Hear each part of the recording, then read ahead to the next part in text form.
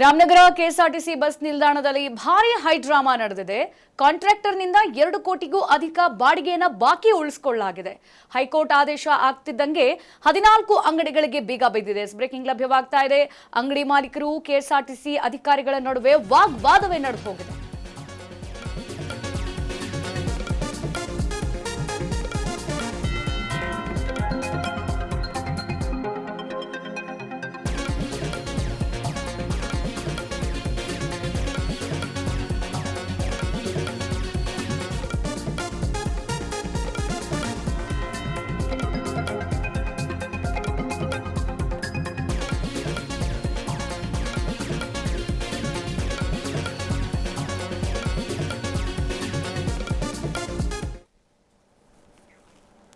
Ramanagara KSRTC bus ನಿಲ್ದಾಣದಲ್ಲಿ ಭಾರಿ high drama ನಡೆದಿರುವಂತದ್ದು. ಕಾಂಟ್ರಾಕ್ಟರ್ನಿಂದ 2 ಕೋಟಿಗೂ ಅಧಿಕ ಬಾಡಿಗೆಯನ್ನು ಬಾಕಿ ಉಳಿಸಿಕೊಳ್ಳಲಾಗಿದೆ.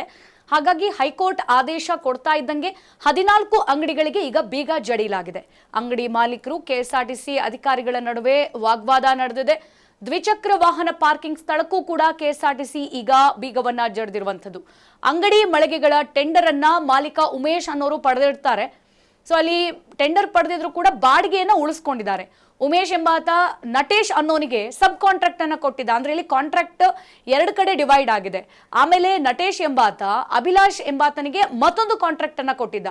ಒಟ್ಟು ಈ ಕಾಂಟ್ರಾಕ್ಟರ್ಗಳ ಸಹವಾಸದಿಂದ 2 ಕೋಟಿಗೂ ಅಧಿಕ ಮೌಲ್ಯದ ಬಾಡಿಗೆಯನ್ನ ಈಗ ಬಾಕಿ ಉಳಿಸಿಕೊಂಡಿರುವಂತಹ ಆರೋಪ ಕೇಳಿ ಬಂದಿದೆ. ರಾಮನಗರ ಬಸ್ ನಿಲ್ದಾಣದಲ್ಲಿ ಈ ಪರಿಸ್ಥಿತಿ ಉಂಟಾಗಿ ಕೆಲಕಾಲ ಉದ್ವಿಗ್ನ ವಾತಾವರಣ ಕೂಡ ನಡೆದು ಹೋಗಿತ್ತು. ನೋಡಿ, ಕೆಎಸ್ಆರ್ಟಿಸಿ ಬಸ್ ಸ್ಟಾಪ್ ಪಕ್ಕ ಈ ಅಂಗಡಿಗಳಿರುತ್ತಲ್ಲ, ಅಲ್ಲೆಲ್ಲ ಸ್ಟಾಲ್ಗಳನ್ನ ಹಾಕೊಂಡಿರ್ತಾರಲ್ಲ, ಈ ಜಂಕ್ ಫುಡ್ಗಳು, ಲೇಸ್ಗಳು, ನೀರು, ಬೇರೆ ಬೇರೆ ಸಮೋಸ, ಈ ತರ ಅಂಗಡಿಗಳು ಹಾಕೊಂಡಿರ್ತಾರಲ್ಲ, ಸೊ ಅವರಿಗೆ ಬಾಡಿಗೆನ ಕೊಡ್ಲಾಗುತ್ತೆ. ಅಂದ್ರೆ ಕೆಎಸ್ಆರ್ಟಿಸಿ ಡಿಪೋ ಅಲ್ಲಿ ಬಸ್ಗಳು ಬರುತ್ತೆ ಹೋಗುತ್ತೆ, ದಿನಕ್ಕೆ 100 ಗ್ರಾಹಕರು ಕೂಡ ಬರ್ತಿರ್ತಾರೆ. ಸೊ ಇಂಥ ಸಂದರ್ಭದಲ್ಲಿ ಅವ್ರಿಗೂ ಅನುಕೂಲ ಆಗ್ಲಿ ಅಂತ ಹೇಳ್ಬಿಟ್ಟು ಕೆಎಸ್ಆರ್ಟಿಸಿ ಬಸ್ ನಿಲ್ದಾಣದಲ್ಲಿ ಈ ಡಿಪೋ ಬಾಡಿಗೆ ಕೊಟ್ಟಿರ್ತಾರೆ. ಸೊ ಬಾಡಿಗೆ ಕೊಟ್ಟವರು ಇವಾಗ ತಗೊಂಡವರು ಕೂಡ ಬಾಡಿಗೆ ಕೊಟ್ಟಿಲ್ಲ. ಹಾಗಾಗಿ ಭಾರಿ ಹೈಡ್ರಾಮಾ ನಡೆದಿರುವಂಥದ್ದು. ಕಾಂಟ್ರಾಕ್ಟರ್ನಿಂದ 2 ಕೋಟಿ ರೂಪಾಯಿಗೂ ಅಧಿಕ ಬಾಡಿಗೆ ಕೊಡಬೇಕು, ಇನ್ನ ಬಾಕಿ ಉಳಿಸ್ಕೊಂಡಿದ್ದಾರೆ.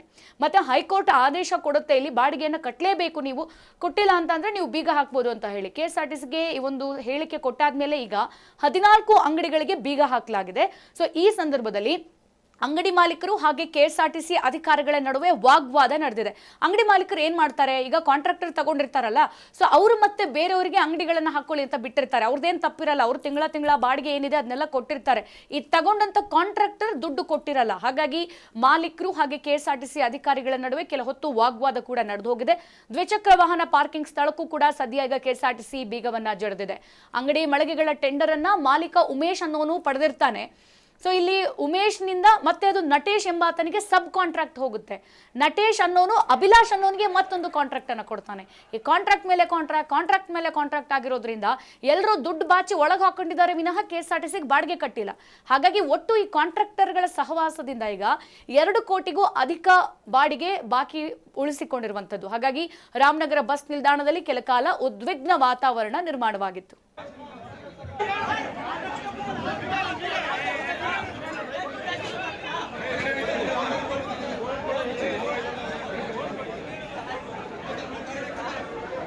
Right.